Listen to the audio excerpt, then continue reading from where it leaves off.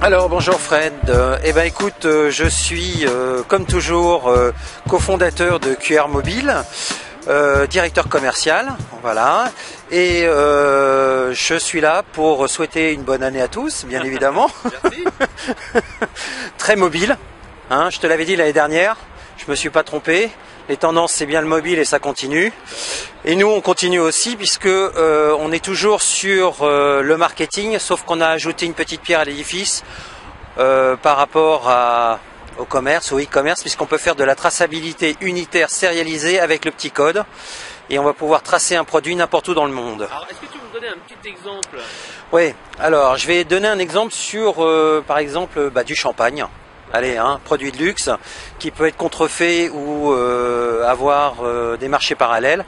Eh ben, on va mettre un code qui va être directement implanté au niveau des lignes de production. Donc chaque bouteille va avoir son code avec des informations qui sont propres au producteur.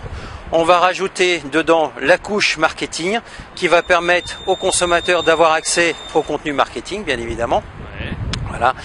Et une fois que ce code est apposé sur la bouteille, on en appose un sur les cartons de 6 et un autre sur la palette, et après ça part au niveau de la logistique. À partir de ce moment-là, la bouteille est tracée dans le monde, quelle que soit la destination, et on est capable de déterminer en temps réel s'il y a un marché parallèle ou un marché de contrefaçon. D'accord. Et pour le marketing, tu me disais tout à l'heure que vous pouvez comme ça, pour travailler avec les distributeurs, pouvoir en fait repérer le client final directement et dialoguer avec lui. Alors tout à fait, ça c'est la seconde possibilité, c'est-à-dire que je parle plus de la productivité, donc de l'industrie vers le consommateur, vers la traçabilité. Maintenant on peut le faire à l'envers, c'est-à-dire on peut faire du marketing piloté via la traçabilité, c'est-à-dire que je vais prendre l'exemple d'un consommateur qui utilise une crème lambda. Toi, par exemple, moi, par exemple, puisque les hommes maintenant mettent même des crèmes. C'est vrai, ouais. C'est bon pour la peau, surtout quand il fait froid comme ce soir. Voilà. Et on n'a pas forcément le même type de peau. Donc, en partant du principe que tu vas rentrer au préalable des prérequis qui te concernent, tu vas avoir un coaching spécialisé et spécifique à toi. Donc voilà. En fait, c'est simple, je prends mon pot de crème, j'ai un petit QR code qui me dit scannez ce code et vous bénéficierez de 2 heures de coaching ou des conseils personnalisés sur votre peau. Je le scanne, je me retrouve sur internet, je crée mon profil et ça y est, la marque peut engager la discussion avec moi, m'envoyer des messages, etc., etc. Tout à fait, sachant que tu ne te retrouves pas sur un site marketing, pardon, mais tu me connais, tu te retrouves sur un site mobile, Oui, bien adapté à ton outil tout au moins, parce qu'on peut aussi l'utiliser sur une tablette. D'accord. Alors, quelles sont les autres applications que tu vois pour le QR code pour cette année à venir?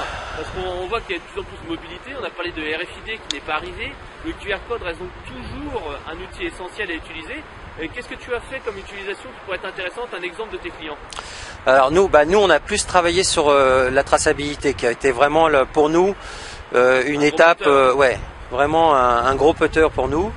En revanche, au niveau des usages, des usages, je m'aperçois d'une chose, c'est qu'il y a ce que nous on préconisait il y a 3 ans, il y a un net retour en arrière au niveau des marques, enfin en tout cas des utilisateurs qui maintenant mettent du contenu adapté. Ouais. Alors qu'avant on allait directement sur un site internet, on est en train de s'apercevoir que c'est pas forcément judicieux pour les consommateurs. En tout cas, les consommateurs l'ont. La navigation, parce qu'il est sur mobile, il scanne, il se retrouve sur un site web, pas forcément adapté, etc. Voilà. Donc et puis il y a les mobinautes ont vraiment fait remonter cette information. Donc de plus en plus, on tombe sur du contenu ou des applications qui sont mobiles. Donc ça, c'est plutôt le point positif.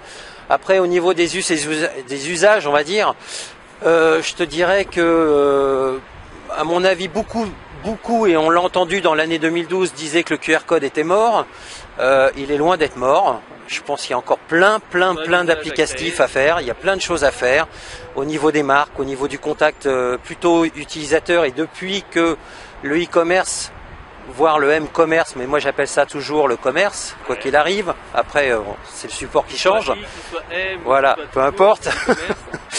Je pense qu'il va y avoir des applicatifs qui vont permettre, notamment au niveau de la fidélisation ou même le principe que l'histoire des crèmes, créer son propre profil qui va te permettre de pouvoir obtenir des informations ou des promos qui te sont propres à ton mode de vie, à ton usage. Voilà. Pour moi, je pense que c'est plus ça. Après, bon, il peut y avoir un mariage aussi RFID QR code, c'est pas exclu, parce que certaines personnes sont équipées de RFID, d'autres non. Donc ça permet aussi à une marque de pouvoir jouer sur les deux supports. C'est pas inintéressant. Voilà. Alors si on veut en savoir plus pour toi, sur quel site internet on se dirige? Alors deux sites, qrmobile.fr et adence.com, qui est la société qui s'occupe de la traçabilité, qui est l'éditeur de logiciels avec lequel nous sommes mariés maintenant. Ok, bah merci pour toutes ces infos, puis à bientôt. À bientôt.